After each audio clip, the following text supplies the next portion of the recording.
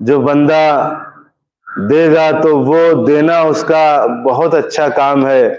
کسی بھی غریب کو قرآن کہہ رہا ہے، لیکن یہی طریقہ اگر تھوڑا خفیہ طور پر ہو جائے، یعنی ہاتھ چھپا کے اس طریقے سے ہو جائے، تو یہ بہت زیادہ افضل اور اعلیٰ قرار دیا گیا ہے.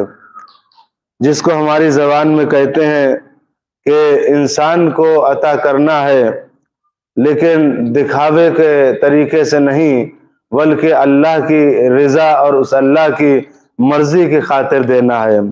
لہٰذا میں نے یہ چند آیتیں تھیں جو صدقات کے حوالے سے آپ کے ذہنوں تک پہنچائی. اور صدقہ ایک ایسی چیز ہے، ایسی شے ہے کہ جو آپ انجام دیں گے اس فعل کو، کہ آپ سمجھ لیجئے کہ پروردگار کے ہاں بہت نزدیک اور قریب انسان ہے وہ افراد کے جو راہ خدا میں صدقہ دیتے ہیں.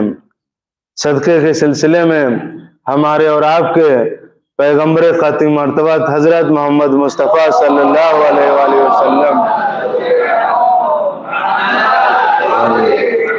ارشاد فرماتے ہیں آپ کہ جب تک روز قیامت، غور سے سنیے گا اس بات کو اور بالکل تدبر کے ساتھ اس فعل کو جو میں کہہ رہا ہوں بہت غور سے سنیے گا، عظمت جانیے گا کہ ایک صدقے کی عظمت کیا ہے اور اہمیت کیا ہے، اس کا اندازہ لگائیے گا آپ. پیغمبر ارشاد فرماتے ہیں کہ روز قیامت جب حساب ہوگا بندوں کا تو اس میں بہت دیر لگ جائے گی.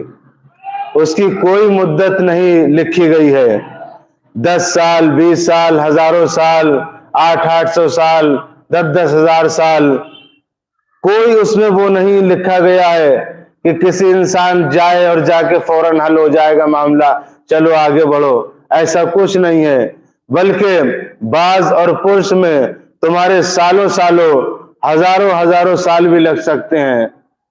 پیغمبر کہتے ہیں جب تک انسانوں کا حساب کیا جائے گا اس وقت تک ہر انسان اپنے صدقے کے سائے میں کھڑا ہوگا. سمجھے عزیزو اس بات کو، یعنی کہ تمہارا دیا ہوا صدقہ کوئی معمولی مت سمجھ لو. وہاں گرمی ہوگی، ایسی گرمی کہ چہرے اور ذہن کھول جائیں گے. اس عالم میں جب تک حساب ہوگا نہ جانے ہمارا نمبر کب آئے گا. کہتے ہیں پیغمبر کہ ایسے وقت میں، اس ہنگامی حالات میں انسان کے اوپر جو شے اور جو چیز سایہ کرے گی وہ صدقہ ہوگا راہ خدا میں دیا ہوا. یہی صدقہ جو ہم اور آپ حضرات نکالتے ہیں، یہ صدقہ. پھر پیغمبر ارشاد فرماتے ہیں صدقہ دینے سے خالی بلائیں ہی دور نہیں ہوتی ہیں بلکہ نصیحت بھی ہو جایا کرتی ہے. جو انسان صدقہ نکالتا ہے تو 70 قسم کی برائیوں کے دروازے اس انسان پر بند ہو جاتے ہیں. 70 قسم کی، ایک آدھ قسم کی نہیں، 70 قسم کی برائیوں کے دروازے اس انسان پر بند ہو جاتے ہیں. کس پر؟ جو انسان صدقہ دیتا ہے، صدقہ نکالتا ہے راہ خدا میں. پھر پیغمبر ارشاد فرماتے ہیں کہ اللہ کی بارگاہ میں دیا جانے والا صدقہ، کہ وہ صدقہ کہ جو ہم دے رہے ہیں وہ سائل کے ہاتھ میں پہنچنے سے پہلے اللہ کی بارگاہ میں چلا جاتا ہے. وہ صدقہ جو ہم دے رہے ہیں، وہ صدقہ سائل کی بارگاہ میں جانے سے پہلے اللہ کی بارگاہ میں چلا جاتا ہے. پھر اس کے بعد پیغمبر فرماتے ہیں ہاں یہ بات بھی جان لینا ضروری ہے تمہارے لیے کہ وہ صدقہ جو ظاہری دیا جائے کہیں زیادہ افضل وہ صدقہ ہے جو انسان خفیہ طور پر ایسے دے کہ اس ہاتھ سے دے اور اس ہاتھ سے معلوم بھی نہ ہو لینے والے کا. لہٰذا یہ صدقہ سب سے زیادہ قیمتی قرار دیا گیا ہے. ہمارے چوتھے امام علی ابن الحسین زین العابدین علیہ السلام فرماتے ہیں،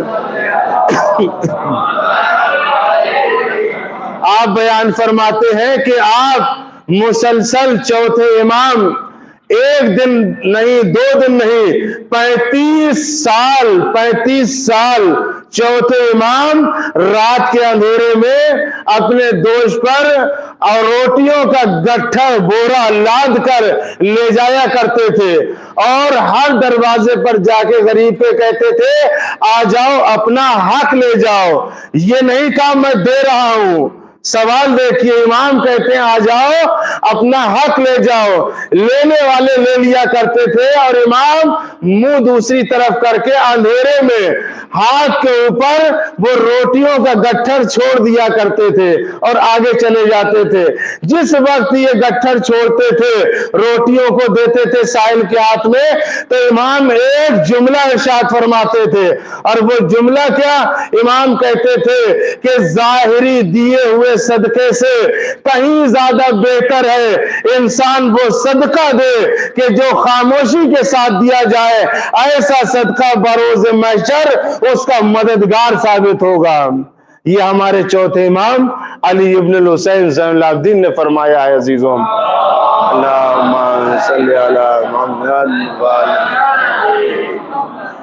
معلوم نہیں تھا جب علی ابن الحسین اس دنیا سے گئے ہیں تو آپ کی شہادت کے بعد اہل خالی مولا علی ہی کا تو ہم نے سنا ہے کہ مولا کی شہادت کے بعد جو ہے وہ فقیر و غرابر ہوتے تھے، نہیں عزیزو، امام زین العابدین کے بارے میں بھی ہے کہ آپ کی شہادت کے بعد لوگوں نے یہ کہا کہ اب جب کوئی نہیں آ رہا ہے اور جانے والا مدینے سے ایک ہی شریف شخص گیا ہے جس کا نام علی ابن الحسین ہے، لہٰذا ہم جان گئے ابھی تک جو روٹیاں لے کر آتے تھے وہ علی ابن الحسین تھے، وہ سید الساجدین تھے۔ صدقہ دینا عزیزوں، ذلیل کر کے نہ دینا، عزت بنا کے دینا۔ صدقہ، جب امام علیہ السلام کو غسل دیا جا رہا تھا چوتھے امام کو، تو آپ کے شانے کے اوپر سیاہ نشان تھے، اس مڈوں کے اوپر کھال چھلری ہوئی تھی، بالکل کالے نشان تھے، جس طریقے سے بار بار کرنے سے کوئی چیز کھال مردہ ہو جاتی، ٹھیٹ سی ٹائپ کی، اس ٹائپ کے آپ کے نشان تھے۔ تو پانچویں امام نے جب دیکھا تو دیکھنے کے بعد اندازہ لگایا کہ ہاں کربلا میں ظلم ہوئے تھے، تو وہ گلے میں توق ڈالا گیا تھا، پیروں میں نشان ہوتے، ہتھکڑیوں کے نشان ہوتے، لیکن جب یہ نشان، تو امام نے بیان فرمایا میرا بابا رات کے اندھیرے میں بوریوں کو اپنے دوش پر لاد کر غریبوں کو صدقہ دینے کے لیے جاتے تھے اور نیکیاں کرنے کے لیے جاتے تھے۔ عزیزوں، انسان کی ایک پیشانی پر نشان سجدے کا بن جائے تو اس انسان کی کامیابی کے لیے کافی ہو جاتا ہے۔ سید الساجدین کا مرتبہ کیا ہوگا عزیزوں، جنہوں نے گلے میں طوق خاردار اسلام کی خاطر پہنا، دوش پر آپ کے اگر نشان ہے تو فقراء کی خدمت کرنے کے نشان ہیں۔ اس کے علاوہ ہمارے پیغمبر حضرت محمد مصطفیٰ صلی اللہ علیہ وآلہ وسلم ارشاد فرماتے ہیں، آپ ارشاد فرماتے ہیں کہ انسانوں، اے لوگوں، جب تم صبح کو اٹھو تو اپنی صبح کا آغاز صدقے سے کیا کرو۔ جب تم صبح کو اٹھو تو اپنے صبح کا آغاز صدقے سے کیا کرو۔ پھر فرماتے ہیں کہ دیا جانے والا صدقہ صبح میں تمہارے دن بھر کی ساری پریشانیوں کو روک لے گا۔ پھر اتنا ہی نہیں، پیغمبر فرماتے ہیں اتنا ہی نہیں ہے، بلکہ یہ بھی ملاحظہ فرماؤ کہ تم جو صدقہ دو گے وہ صدقہ ایسا صدقہ ہوگا کہ اس کو بند کر دو، اب آواز کھینچ رہا ہے بیٹا، بند کر دو، صلوات پڑھ دیجیے محمد۔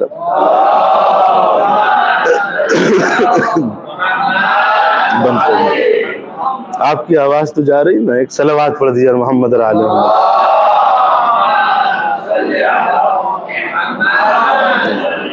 تو عزیز و پیغمبر بیان فرماتے ہیں اس منزل پر آ کر کہ جو تم صبح میں صدقہ دو گے، آغاز کرو گے صبح سے۔ اب جملہ سنو پیغمبر کا، پیغمبر کہتے ہیں یہ ہو ہی نہیں سکتا کہ مصیبت صدقے سے آگے قدم بڑھا لے جائے۔ کیا ہو سکتا ہے عزیزوں؟ पैगंबर ने जुमला इरशाद फरमाया है, पैगंबर की हदीस है, ये हो ही नहीं सकता कि मुसीबत सदके से आगे कदम बढ़ा ले जाए, लिहाजा तुम सुबह और शाम में सदका जरूर दिया करो, ये तुम्हारी हिफाजत के लिए है। पैगंबर से पूछा गया कि सबसे अच्छा और अफजल तरीन सदकात में कौन सा सदका है, तो आपने फरमाया वो सदका कि जो तंग दस्ती के आलम में इंसान ने दिया हो। मसलन 5 रुपए हैं और 4 रुपए का सामान बाजार से अभी लाना है, 1 ही रुपया बच पा रहा है, या तो इसको हिफाजत के लिए रख दें या फिर इसको सदका कर दें। तो पैगंबर कहते हैं ऐसे आलम में जो इंसान 1 दिरहम भी सदका देता है वो सदका अफजल तरीन सदका हुआ करता है। इसलिए दूसरी मसला, इंसान कारोबार भी अगर चाहे तो इस मंजिल पर मासूम ने ऐसे भी फरमाया है कि तुम ऐसे अपने रिस्क को तलाश नहीं कर सकते, हो सकते हो परेशान हो जाओ, लिहाजा सदका निकाल कर अपने रिस्क को हासिल कर लो। इसलिए कि तुम जब एक सदका निकालते हो तो अल्लाह तुम्हारे रिस्क का बंदोबस्त करता है, तो लिहाजा सदका देकर तो अपने रिस्क में इजाफा फरमाओ। फिर उसके बाद पैगंबर खतीम मर्तबत हजरत मोहम्मद मुस्तफ़ा सल्लल्लाहु अलैहि वसल्लम इरशाद फरमाते हैं, सदके के 10 फायदे इरशाद फरमाए बज़ाहिर। नंबर 1, आफात और मुसीबतों को सदका टाल दिया करता है। नंबर 2, इज्जत और नामूस की हिफाजत हुआ करती है। सदका तन्हा यही नहीं है कि मुसीबतों को टालता है, आपकी इज्जत में भी इजाफा होगा। उसके बाद हर किस्म की बीमारियों का इलाज और सदका शाफी बन जाता है बीमारों के लिए, यानी ये सदके के जरिए शिफा मिल जाती है। जब भी कोई बीमारी हो तो सबसे ज्यादा सदका जो निकालेगा उतनी ही जल्दी बीमारियों में शिफा मिलेगी इंसान को। फिर उसके बाद चौथा फायदा, माल में ज्यादती का सबब सदका करार दिया गया है। तुम्हारे माल में इजाफा होगा, कारोबार में आपकी तरक्की होगी। और उसके बाद जो इंसान सदका देता है, फरमाते हैं 5वां फायदा यह है कि फरिश्ते उसके हक में दुआ करते हैं।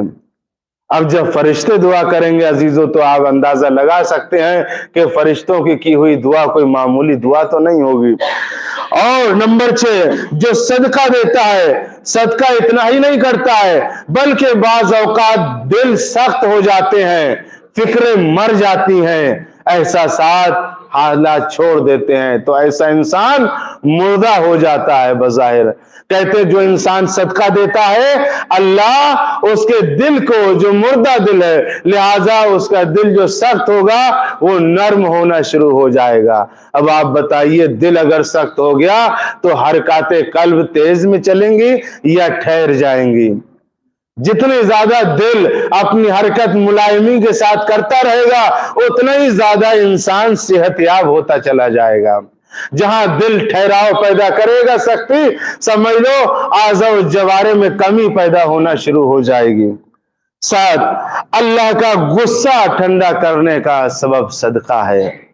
अगर परवरदिगार नाराज हो गया है तो कोई आम इंसान तो नाराज नहीं हुआ है अजीजों, परवरदिगार नाराज हुआ है। जो कायनात का परवरदिगार है उसकी नाराजगी को, उसके गुस्से को न जमीन बर्दाश्त कर सकती है, न आसमान बर्दाश्त कर सकता है। अगर वो हमें मालूम हो कि हमने इतने फेल अंजाम दिया, हमारा खुदा हमसे राजी हुआ है या नहीं हुआ है, तो आपको क्या करना है अजीजों?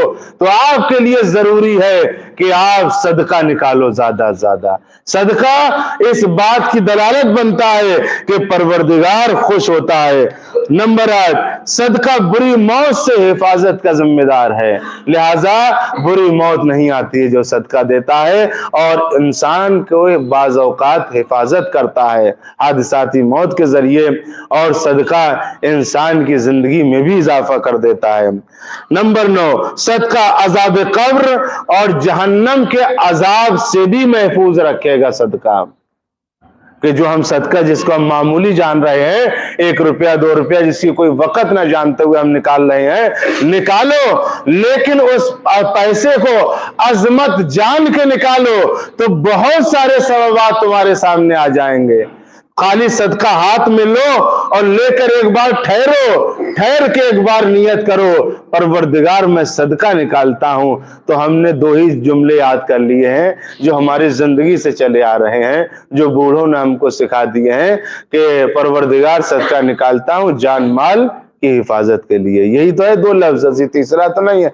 जबकि सदका आप जो दुआ मांगेंगे उस वक्त, जितनी दुआएं मांगेंगे वो दुआएं आपकी पूरी होंगी सदके के देते टाइम।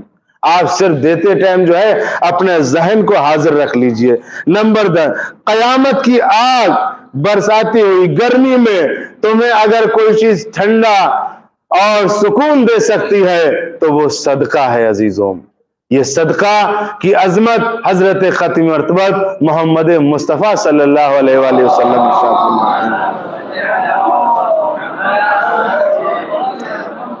सूरह मुनाफिकून में इरशाद होता है कि एक बंदा है कि जो फरियाद कर रहा है मरने के बाद, और वो फरियाद उसकी काश लैतल अल्लाह में, यानी कि काश, वो कह रहा है मेरे परवरदिगार तू मुझे अगर मौका दे दे, या अली मदद, अगर तू मुझे मौका दे दे इस बात का कि तू दुनिया में मुझे भेज दे, तो ये जान ले परवरदिगार मैं दुनिया में जाने के बाद सबसे ज्यादा कोई काम अंजाम देगा आते के साथ ही सबसे पहला वो मुर्दा क्या काम अंजाम देगा अजीजों? सदका अंजाम देगा। क्यों? सदके के फायदे वो अपनी कब्र में देख चुका है कि सदके के कितने फायदे हैं। लिहाजा जब भी कोई दुनिया अगर किसी को मौका मिल जाए तो वो सबसे पहले सदकात और खैरात पर हाथ डालेगा, क्योंकि सबसे ज्यादा अगर कोई, भाई नमाज है पढ़ेंगे तभी तो सवाब मिलेगा ना मेरे भाई रुकू करेंगे, सजदा करेंगे। सदका एक ऐसी चीज है जिसमें सिर्फ आपको नियत करना है और चीज देना है, बस समझ लो आपके नामे अमाल के बरक उलटते चले जाएंगे और फौरन सवाब लिखना शुरू हो जाएगा आपके लिए। और इसमें तो अजीजों कोई शर्त भी नहीं है कि हालत निजासत में मत दो, हालत तहारत में देना होगा। भाई बहुत सारे अमाल है हमारे यहाँ, अहकाम शरिया है जिसमें जो फिरूए दीन है उसमें जो है अक्सरियत तहारत की शर्त रखी गई है। भाई नमाज ताहिर इंसान पढ़ेगा, निजासत में नमाज नहीं है। इस तरीके से सदका अजीजों एक ऐसी इबादत है, एक ऐसी चीज है कि जो आप किसी वक्त भी निकाल सकते हैं। अल्लाह आपको हर परेशानी से उस वक्त महफूज फरमा लेगा। और सदका इज्जत का जरिया सदका। तो वो कहते हैं अगर मरने वालों को, कुरान आवाज दे रहा है कि अगर मरने वाले को काश दुनिया में भेज दिया जाए तो सबसे पहला काम वो क्या करेगा? सदका देगा, क्योंकि सदके के फायदे वो अपनी कब्र में देख चुका है। लिहाजा वो वहां अंदाजा लगा चुका है कि सदके की अजमत और अहमियत क्या है। उसके आगे फिर इरशाद फरमाया जा रहा है कि बिस्मिल्लाह लन तनालु बिर्रा हत्ता तुनफिकू मिम्मा तुहिब्बूना। एक होता है बुलंदी इंसान इख्तियार करे, का बुलंदी। अगर चाहते दुनिया में बुलंदी इख्तियार करना, चाहे बुलंदी हमें मिले, तो बुलंदी एक होती है अजीजों कि बुलंदी की इंसान बढ़ता तो है लेकिन उसको बुलंदी समझता है, लेकिन दर हकीकत वो बुलंदी नहीं होती है, वो उसकी तनज़्ज़ुली होती है। कभी कभी इंसान जिसको बुलंदी समझता है वो उसकी तनज़्ज़ुली होती है, बुलंदी नहीं हुआ करती है। बुलंदी वो है कि जो अल्लाह की निगाह में मकाम बुलंद हो जाए। असल मकाम ये अजीजों, मिसाल के तौर पर हमारे यहाँ, आपके यहाँ जो है वो मारुतियां हैं, गाड़ियां हैं, इनके ऊपर सफर कर रहे हैं आप हजरात, हम इसी को बुलंदी समझ बैठे हैं। किसी इंसान की बेचारी कोठी, अच्छा बंगला, अच्छा सब कुछ अल्लाह ने उसको दिया, उसकी किस्मत नसीब है, हम उसी को बुलंदी समझ बैठे हैं। अगर हम इन चीजों को बुलंदी समझ बैठे हैं तो अली के चाहने वाले की निगाह में अगर बुलंदी का मियार दुनिया भी है, तरक्कियां है, तो फिर अजीजों फिर अली का चाहने वाला होने लगा। बुलंदी कौन सी आवाज दी जाए? लन तनालु बिर्रा हत्ता तुनफिकू मिम्मा तुहिब्बूना। इस बात को जान लो, तुम नेकी की मंजिल तक उस वक्त तक नहीं पहुंच सकते जब तक कि अपनी महबूब तरीन चीजों को राह खुदा में खर्च ना कर दो। उस वक्त तक तुम बुलंद नहीं पहुंच सकते। बुलंदी तुम्हारा क्या है यार? कि तुम्हारे लिए जो सबसे कीमती चीज है वो तुम राह खुदा में दो। हुसैन इब्ने अली की जो सबसे कीमती चीज थी वो उन्होंने सन 61 हिजरी बरोज़े आशूरा अल्लाह की बारगाह में दे दी है। आज मुझे बताइए हुसैन इब्ने अली का जिक्र मौजूद है या नहीं जिक्र मौजूद है? आइम्मा मासूमीन है, सब है अजीजों, لیکن عالم یہ کہ رسول اللہ کائنات کے پیغمبر ختم مرتبہ تھے، لیکن عزیزو حسین کا ذکر ان زبانوں پر بھی آ گیا ہے جو زبانیں نہ ہمارے مذہب سے تعلق رکھتی ہیں، نہ ہمارے مذہب سے، نہ ہمارے مسلک سے تعلق رکھتے ہیں۔ حسین ایک ایسی ذات بن گئے ہیں، ایک ایسی شخصیت ہے حسین کہ اپنا ہو وہ، غیر ہو وہ، ہندو ہو، عیسائی ہو، یہودی ہو، کوئی بھی انسان کیوں نہیں ہو، ہر انسان کی زبان پر عزیزو جو نہ مانتا ہوگا ہمارے اور معصوموں کو، نہ نام لینا پسند، وہ نام حسین لے لیا کرتا ہے، لیکن عزت دینے والا پروردگار عالم ہے۔ میرا کہنے کا مطلب آپ ملاحظہ فرما رہے ہیں کہ حسین ابن علی نے سب سے قیمتی چیز اللہ کی راہ میں دی ہے، تو اللہ نے یہ حکم وعدہ کیا ہے کہ حسین کا ذکر برقرار رہے گا اس کائنات میں، تو آپ اپنی نگاہ میں جو سب سے زیادہ قیمتی چیز ہے، آپ کو سب سے زیادہ قیمتی چیز ہے آپ کی نگاہ میں، وہ آپ راہ خدا میں دیں، تو پھر آپ دیکھیے گا کہ آپ کو کتنی بلندیاں اور ترقیاں قدرت کی جانب سے ملتی ہیں۔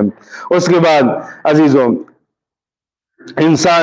جب انسان مر جاتا ہے اور اندھیرا چھا جاتا ہے قبر کے اندر اور وحشت اور تنہائی ہو جاتی ہے، تو انسان اس وقت آواز دیتا ہے، اور وہ آواز اس کی یہی ہوتی ہے کہ مجھے بچا لو آ کے، اور کوئی نہیں آواز ہوتی ہے، مجھے بچا لو آ کے، تم مجھے کہاں چلے گئے ہو دفنا کے، تم میرے اچھے دوستوں میں تھے۔ اولادوں سے بھی کرتی ہے میت فریاد، یہ بھی کہتی ہے کہ میری اولادوں تم کہاں گئے، میں نے تمہارے لیے سب کچھ کیا، آج تم مجھے چھوڑ کے جا رہے ہو۔ یہ بھی کہتی ہے بعض اوقات اپنے والد کو بھی یاد کرتی ہے میت، ماں کو بھی یاد کرتی ہے، وہ سب کو یاد کرتی ہے مرنے کے بعد قبر میں کہ تم سب کہاں جا رہے ہو۔ ہر ایک فریاد وہاں بکا ہو رہی ہے۔ کبھی لائٹ چلی جائے تو انسان اندھیرے کمرے میں رہنا تو پسند نہیں کر رہا ہے، تو قبر کا اندھیرا کیسے برداشت کیا جائے گا؟ سوال تو یہ بھی سوچنے والا ہے نا، کم از کم دنیا میں، کہ ہم کم از کم سوچیں، اس بات کی فکر کریں کہ اندھیرے میں ہم کتنی دیر تک رہ سکتے ہیں۔ خالی اندھیرے میں ہم اندھیرا برداشت ہی نہیں، ہم کو اندھیرا فوراً اجالا چاہیے ہم کو ہر حال میں۔ صرف جب خود ہم سونے کے لیے جا رہے ہیں تب ضرور ہم اندھیرا کر لیا کرتے ہیں، لیکن ذرا سوچو جب اندھیرے میں انسان ہوتا ہے، بیابان ہو اور تنہائی میں آپ ہو، اکیلے جنگل میں، اچانک لائٹ چلی جائے، اس وقت آپ کا کیا عالم ہوگا؟ قبر کے اندر اندھیرا کیسے آپ برداشت کریں گے؟ اس قبر کے اندر چاہتے اجالا ہو تو تمہارے لیے ضروری ہے کہ اپنے ہاتھوں سے فقیروں کو صدقہ دو، اپنے ہاتھوں سے فقیروں کو صدقہ دو، اپنے ہاتھوں سے غریبوں کی مدد فرماؤ، اپنے ہاتھوں سے۔ اب صدقہ کیا ہے؟ صدقہ پیسہ ہی نہیں ہے، اچھی نماز پڑھنا صدقہ ہے، نماز کے لیے اللہ کے گھر کی طرف قدم بڑھانا صدقہ ہے، اچھائی کا حکم دینا صدقہ ہے، برائی سے روکنا صدقہ ہے، حج کرنا صدقہ ہے، انسان کو پانی پلانا صدقہ ہے، ماں باپ کو سلام کرنا صدقہ ہے۔ کیا نہیں عزیزو، پوری کائنات کے اندر صدقے کے لیے ہر وقت ہر چیز کھلی ہوئی ہے، بس آپ کو نیت کرنا ہے۔ روایتوں میں اپنی اولادوں کو کھانا تو کھلا رہے، لیکن نیت کر کے کھانا کھلانا بھی ایک صدقہ ہے۔ ہر چیز صدقہ کیا نہیں، صدقہ پیسے ہی کے ذریعے نہیں ہوگا کہ آپ مال درہمی دیں، بلکہ غریب کی مدد کرنا صدقہ، بیوہ کی مدد کرنا صدقہ۔ مدد پیسے ہی سے نہیں ہوتی ہے، اندھے کا ہاتھ پکڑ کے روڈ پار کرانا صدقہ ہے عزیزو۔ ایک انسان ہے کہ جو کلام نہیں کر پا رہا ہے، اس سے بلند آواز سے بولنا تاکہ اس کا آواز پہنچ جائے، یہ بھی صدقہ ہے۔ کیا نہیں ہے صدقہ؟ صدقے میں صرف عزیزو آپ کی نیت درکار ہے، آپ نیکیاں کرتے چلے جاؤ، صدقات کرتے چلے جاؤ، اللہ آپ کے درجات بلند فرماتا چلا جائے گا۔ لہٰذا اس منزل آگے بڑھاتے ہوئے ہمارے اور آپ کے پہلے امام حضرت امام علی علیہ السلام ارشاد فرماتے ہیں،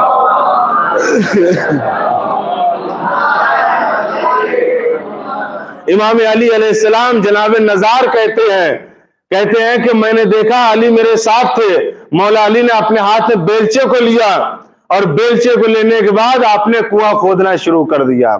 آپ نے کتنا کنواں کھودا؟ اتنا کنواں کھودا کہ پانی نہیں نکلا۔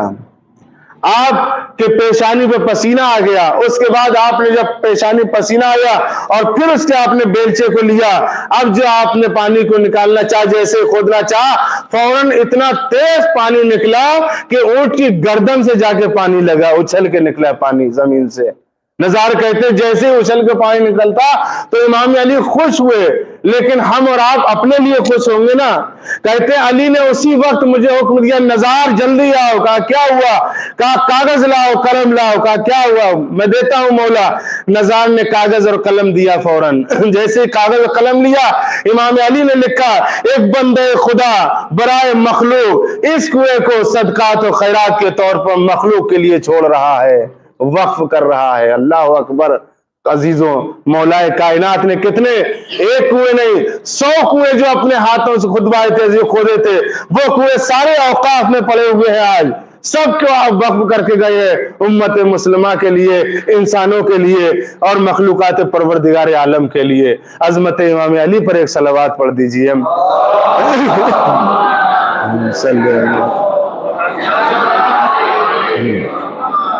تو اس کے بعد کہتے ہیں مولا نے وہ صدقہ کیا اور اس کے بعد یہ لکھا اس خدا کی تعریف کرتا ہوں جو رحمان و رحیم ہے، میں اس کو صدقات کر رہا ہوں۔ امام علی علیہ السلام نے جو صدقات وقف کیے ہیں، عزیز جس جگہ بیٹھے یہ بھی وقف ہے۔ اب میں یہ بات بارہا کہتا ہوں اور پھر کہہ رہا ہوں عزیزوں، وقف کرنے کے لیے علاقہ، صدقہ وقف کرنے کے لیے، صدقات اوقاف دینے کے لیے دل اور کلیجہ چاہیے عزیزوں، دل اور کلیجہ چاہیے۔ لیکن وہ لوگ کتنے اچھے ہیں کہ جنہوں نے اتنی بڑی بڑی جگہیں وقف کر دی براہ خدا، اور آج ہم بیٹھے ہوئے ہیں اتنی بڑی جگہ اگر آج آپ منچر کے اس ایریے میں خریدیں گے جتنی بڑی ہے تو آپ کو مجھ سے زیادہ بہتر اندازہ ہے کیا دام چل رہے ہیں اس وقت زمینوں کے۔ ایک امام باڑہ عزیزوں ہم اور آپ حضرات بناتے تو پورا ٹرسٹ لگتا، سماج لگتا، معاشرہ لگتا، اور اس میں سورس الگ پڑتے، تب کہیں جا کے جگہ خرید جاتی، بلڈنگ بنائی جاتی، تب کچھ کیے جاتے۔ ذرا سوچو جو وقف کرنے والے وقف کر کے گئے ان کے کتنے بڑے دل تھے، پروردگار ان کو بلند مقامات عنایت فرمائے۔ اور جنہوں نے یہ وقف کیا ہے مسجد کو اور روشن مسجد کو اور جو بھی وقف کیا گیا ہے ان تمام مرحومین کے خدایا درجات کو بلند فرمائے۔ تو عزیزو مسجد ایک وہ جگہ ہے جو عظمت والی جگہ ہے، مسجد ایک بلند والی جگہ ہے۔ مومنین کرام انسانوں کا نصیب اچھا ہوتا ہے، انسانوں کا نصیب اچھا ہوتا ہے، اسی طریقے سے زمینوں میں زمین کا نصیب بھی اچھا ہوتا ہے۔ جس زمین کا سب سے اچھا نصیب ہوتا ہے وہاں مسجد خدا تعمیر کی جاتی ہے، وہاں مسجد خدا تعمیر کی جاتی ہے۔ اور مسجد خدا کیا ہے؟ مسجد ہماری رہبری بھی ہے، ہمارے رہبر بھی ہے۔ مسجد کیا ہے؟ جہاں سے فضل اور رحمت اور برکت کے ہمارے لیے نیکیاں حسنات پھوٹتی ہیں وہ جگہ مسجد ہے۔ مسجد کا نام اس لیے مسجد رکھا گیا کیونکہ یہ سجدہ کرنے کی جگہ ہے، لہذا یہاں سجدہ کیا جاتا ہے۔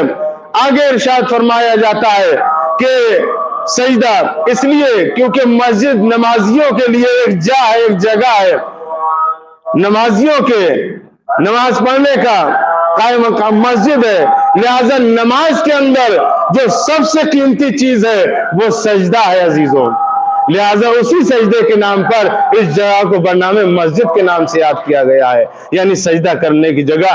یہ بھی رکھ سکتے تھے رکوع کرنے کی جگہ، یہ بھی رکھ سکتے نماز پڑھنے کی جگہ، نہیں، لیکن جو نماز میں سب سے قیمتی چیز ہے وہ سجدہ ہے۔ کیوں؟ اس سے اچھا کوئی بلند موقع نہیں ہے، کیونکہ اس وقت ہاتھ اور پیروں پورے جسم سے بندہ اپنے آپ کو اللہ کی خدمت میں پہنچا چکا ہوتا ہے۔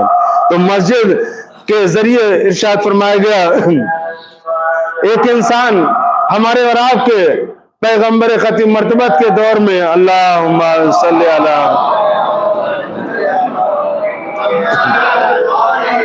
پیغمبر کے دور میں ایک انسان تھے جو مسجد میں جھاڑو دیا کرتے تھے، صفائی کیا کرتے تھے۔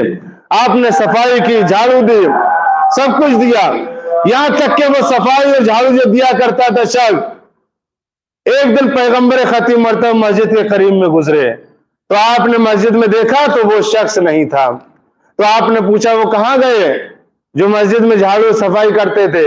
تو لوگوں نے کہا وہ تو انتقال کر گئے یا رسول اللہ۔ सोचो मस्जिद की सफाई करने वालों, और जिनके अंदर जज्बा नहीं है वो जज्बा पैदा करें खिदमत मस्जिद के लिए। वो जैसे ही पैगंबर ने सुना वो इंतकाल कर गए, तो पैगंबर ने कहा हम तक इत्तला नहीं पहुंचाई गई इस बात की, तो कहा या रसूलल्लाह वक्त नहीं मिल पाया, थोड़ा जल्दी में ये हो गया, हम समझ रहे थे एक दूसरे ने इत्तला दे दी होगी आपको। पैगंबर ने कहा फिर, तो फौरन साहबा ने कहा रसूलल्लाह माफी चाहते हैं, तो रसूलल्लाह ने कहा नहीं, वो मस्जिद साफ करता था, मस्जिद की जो है सफाई करता था, आओ मेरे साथ चलो सब। कहा कहां चलना है रसूलल्लाह? कहा कब्रिस्तान चलते हैं। रसूलल्लाह गए, उसकी कब्र पर आपने सफे बनाई और नमाज जनाजा पढ़ी उसकी। जो इंसान मस्जिद की खिदमत करेगा, मस्जिद के लिए कुछ करेगा, उसकी नमाज जनाजा पढ़ाने के लिए रसूलल्लाह जाते हैं अजीजों। कितनी, और जहां रसूल का कदम आ जाए वो कब्र मोतबर हो जाएगी, जहां रसूल का कदम गिर जाए वो जगह मुनज्जम व ताहिर हो जाएगी। क्या उस जगह अजाब आ सकता है जहां रसूल के कदम पहुंचे को? रसूल रहमतल लिल आलमीन है अजीजों, आलमीन के लिए रहमत है। लिहाजा रसूल ने वहां पर नमाज पढ़ के, इस रिवायत से ये बात जाहिर हो गई कि मस्जिद में खिदमत करना, झाड़ू लगाना, सफाई करना, मस्जिद के लिए इंतजामात करना, ये सब वो हैं कि जो बहुत अजमत का मकाम रखती हैं। दाखिल मस्जिद, इरशाद फरमाया बुनिया आदम खुजू ज़ीनतकुम इंद कुल्ल मस्जिद, जब तुम औलाद आदम, जब तुम मस्जिद में दाखिल हो, तो मस्जिद में दाखिल होते वक्त तुम्हारे लिए जरूरी है तुम अपने आप को पाक कर लो, साफ कर लो, तहारत वाला कर लो। इसलिए क्योंकि तुम एक ऐसे की बारगाह में जा रहे हो जो बहुत बड़ा है, जो बहुत बड़ा है। फिर उसके बाद फरमाया गया कि तुम अपने लिबास पहन लो, और उसके बाद फरमाया गया जब तुम मस्जिद में दाखिल हो जाओ और नई मस्जिद में जाओ, तो पहले तुम्हारे लिए जरूरी है 2 रकअत नमाज नफल पढ़ो दाखिल मस्जिद की। ये तो आपको पहली बार जिस मस्जिद में जाएंगे उसमें तो आपको पढ़ना ही पढ़ना है अजीजों। लिहाजा मक्दा में है कि आज जब कोई नई मस्जिद में जाएं, जैसे बम्बई गए, पूना गए, पहली बार इन मस्जिदों में गए, तो आपके लिए जरूरी है उस मस्जिद में आप गए 2 रकअत नमाज आप दाखिले मस्जिद की नियत से पढ़ेंगे। नमाज पढ़ता हूं 2 रकअत दाखिले मस्जिद कुर्बतन इल्लल्लाह, अल्लाहु अकबर, ये आप पढ़ें। और उसके बाद रिवायतों में है कि जब भी मस्जिद में दाखिला हो तब भी आप दाखिला मस्जिद पढ़ सकते हैं। अल्लाह का घर है, आपने दाखिला लिया है, नमाज पढ़ के अपना आगाज कीजिए। फिर उसके बाद फरमाया दायां कदम पहले रखो, मस्जिद में दाखिल होते वक्त, निकलते वक्त बायां कदम रखो। अजमत पैगंबर खुदा पर एक सलवात पढ़िए अजीजों।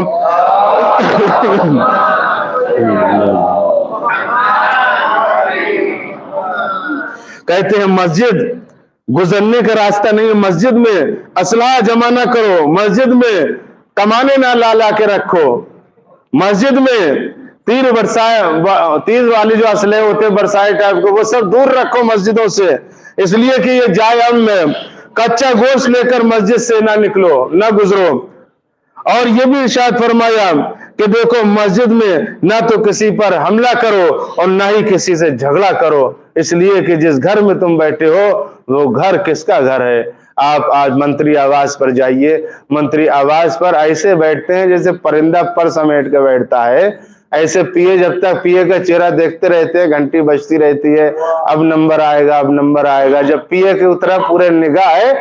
ऐसे अजीजों आप अंदाजा लगाइए, एक मंत्री आवास पर जाने के लिए आप वहां ऐसे परिंदे पर समेटे बैठे, तो अजीजों आपके लिए जरूरी है, आपके लिए बहुत ये सोचने का मकाम है, गौर करने का मकाम है कि जिस वक्त आप मस्जिद में आए तो मस्जिदों में आप झगड़ा कर सकते हैं। नहीं अजीजों, हरगिज हरगिज मस्जिदों में हुक्म है कि वो बातें भी मत करो जो दुनियावी बातें हैं। मस्जिद में हुक्म है कि जब तुम दाखिल हो तो या तो तुम्हारे हाथ में कुरान होना चाहिए या तुम्हारे हाथ में तस्बीह से जिक्र परवरदिगार होना चाहिए।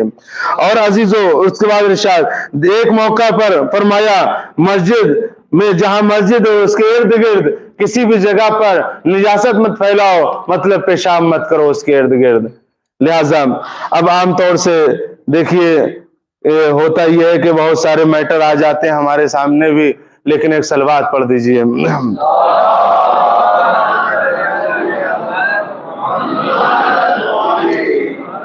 मस्जिद को साफ रखो और मस्जिद को इतर लगाओ, मस्जिद को साफ रखो और मस्जिद को इतर लगाओ। मस्जिद मिल्कियत परवरदिगार आलम है अजीजों, مسجد ملکیت پروردگار عالم ہے، لہذا یہاں پر تم داخل ہو تو ہمیشہ بے حرمتی کی غرض سے نہیں بلکہ حرمت کے لحاظ سے، یعنی تمہیں داخل ہونا ہے تو وہاں پر یہ سوچ کر داخل ہونا ہے کہ پروردگار عالم کہ یہ وہ مقام ہے جہاں پر ہم آئے ہیں تو ہمیں چند سکون و اطمینان مل جائیں، یہ وہ عام چیز ہے۔ اب عزیزو یہاں پر بچوں کا مسجد میں داخل ہونا، تو حدیث میں روایت میں ہے کہ بچے مسجد میں داخل نہیں ہونا چاہیے، وہ بچے کہ جو پیشاب اور پخانہ کرتے ہیں، مطلب چھوٹے سے بچے نہیں جس سے امید ہے کہ وہ بول نہیں سکتا مجھے پیشاب لگ رہا ہے، وہ بول نہیں سکتا مجھے پیخانہ لگ رہا ہے، ایسے بچوں کا مسجد میں لانا ممنوع ہے، کیونکہ یہ بچے کلام نہیں کر سکتے پیشاب کے وقت، نہ یہ کلام کر سکتے ہیں لیٹرین کے وقت، لہٰذا اگر اس سے بڑے بچوں کو لانا ہے تو حکم ہے کہ پہلے ان میں گھر پر عظمت مسجد سمجھاؤ، بعد میں انہیں مسجد میں بھیجو، یعنی جیسے آپ آئے ہیں احترام جانتے ہوئے مسجد کا، لہٰذا ایسے پہلے ان کو عظمت مسجد سکھائی جائے پھر مسجد میں لائی جائے۔ ہاں وہ بچے جو تھوڑا باشعوری میں ہے، مطلب مثال طور سے 12-13 سال کا بچہ خود تو شعور رکھتا ہے، ان کو آپ بلا لو، لیکن ان کو جھڑکو مت، ان کو اپنی صفوں میں آپ پکڑ کے کھڑا کر لو، اس کو پکڑ کے کھڑا کر لو جیسے کہ وہ بھاگنے نہ پائے، اور اس کو یہ بتاؤ، اس کو قریب میں بٹھا کے دیکھو جماعت شروع ہو رہی ہے، اب تمہیں بھاگنا نہیں ہے، کیا اب تمہیں بھاگنا نہیں، پوری جماعت پوری کر کے یہاں سے جانا ہے، لہٰذا اس کو بٹھا لو قریب میں۔ اگر زیادہ شعور والا ہے 10-12 سال کا ہے اور زیادہ چھوٹا ہے تو آپ کا ہاتھ بھی نہیں پہنچے گا، وہ تو نیچے سے ہی نکل جائے گا عزیزوں، اسے کیسے آپ روک پائیں گے؟ معلوم نماز کے بعد وہ پوری جگہیں خالی رہ گئی اور پھر اس میں اس طریقے سے۔ اور سب سے اچھا طریقہ تو یہ ہے کہ ماں باپ خود اپنے بچوں کو اگر لے کے آ جائیں اپنے ساتھ میں تو سارے مسئلے ہی حل ہو جائیں گے۔ ایک صلوات پڑھیے اور محمد اور آل محمد پر۔